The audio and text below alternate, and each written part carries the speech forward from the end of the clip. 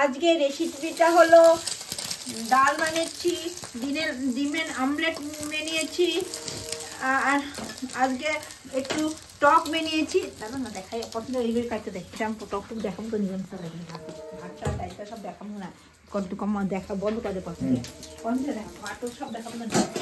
ফুলিয়ে তো নাকি দিয়ে এটা কমাই না নাকি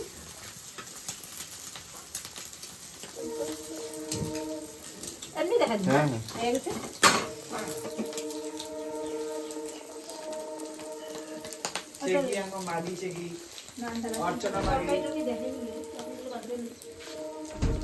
আমি সবজি টুবজি ডিমটা পুড়ে দিতেছে গো।